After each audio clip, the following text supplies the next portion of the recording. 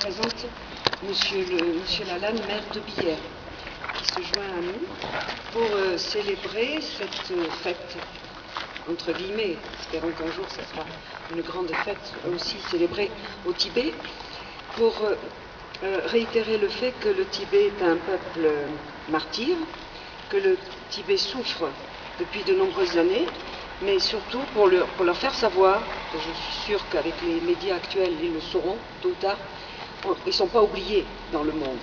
Je voulais vous signifier qu'il y a plus de 2000 municipalités européennes qui ont hissé le drapeau tibétain le 10 mars, et il y a 666 communes en France qui l'ont fait. Vous voyez, ils ne sont pas oubliés. Je ne vais pas recommencer l'histoire, mais je vais vous dire que chaque année, dans le monde, pour qu'ils soient libres dans le monde, pour qu'ils soient libres, les Tibétains et leurs amis commémorent tous les ans le 10 mars le souvenir de l'invasion du Tibet par la Chine, et qui poursuivent cette lutte non violente pour qu'enfin renaisse un Tibet libre. Alors je sais que vous êtes une association éminemment vaillante et engagée. Je salue votre présidente, ou la représentante de la présidente, qui est quelqu'un aussi de très engagé, avec laquelle je viens d'échanger quelques paroles. Je vous promets qu'un mardi après-midi, je vais venir vous voir. Je suis très intéressée par votre action et je trouve que vous faites une belle chose. Alors, écoutez, bravo, j'espère que les gens vont entendre ce message et que l'année prochaine, on va doubler, tripler, quadrupler les forces. Merci. Je passe donc la parole à Madame qui représente la présidente de l'association. Bravo.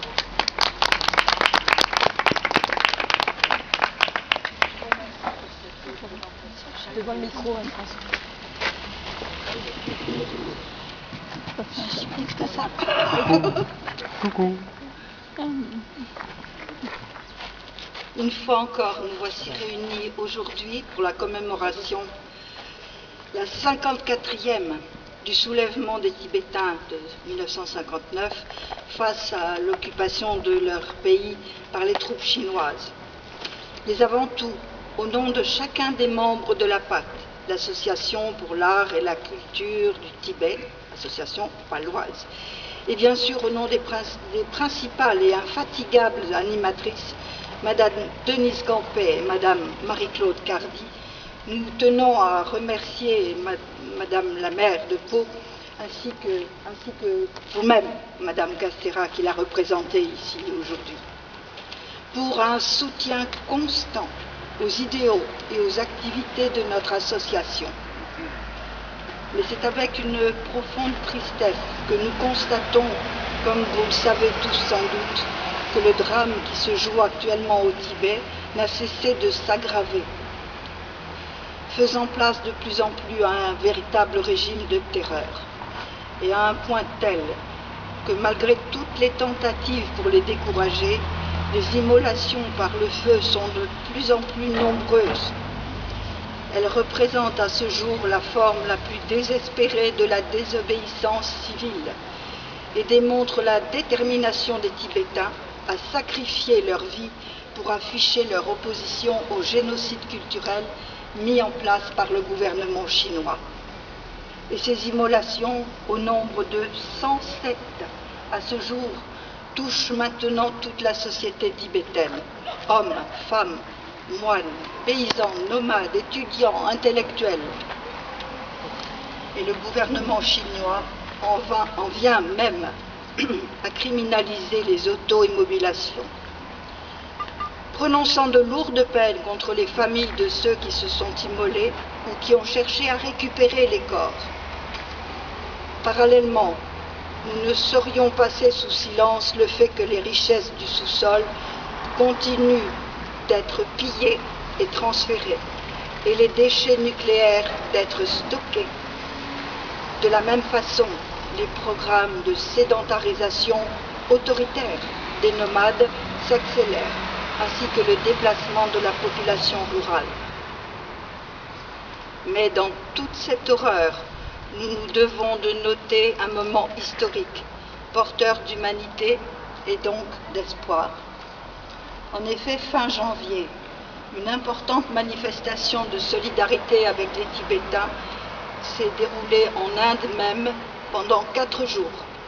Et à Delhi, d'importantes personnalités politiques et religieuses ont entrepris une marche suivie par 7000 Tibétains et fait très rare, de grandes figures religieuses de toutes les confessions, chrétiens, bouddhistes, hindous, musulmans, jaïns, sikhs, baha'is et juifs, se sont joints à cette manifestation historique, offrant en commun leurs prières pour les Tibétains résidant au Tibet.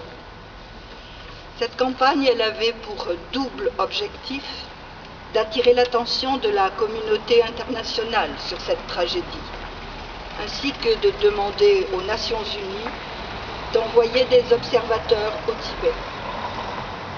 Et pour conclure, nous voudrions simplement citer les récentes paroles chargées de sens d'un dirigeant indien. Les Tibétains ne sont pas seulement les voisins de l'Inde, ils sont aussi nos frères et nos sœurs. Merci.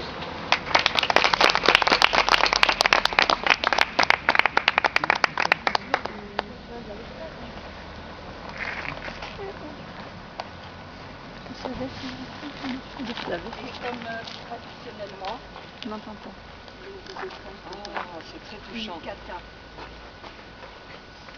mode tibétain d'honorer. Ah oui, je connais cette coutume, très belle. Fortement symbolique, c'est blanc. C'est blanc et en quatre. Elle a évolué. Merci. Merci beaucoup, merci. Ah, C'est un moment où on voit un petit thé normalement. Donc, avec toute votre imagination, savourement un sucré que j'ai préparé à 6h50 ce matin. Alors merci.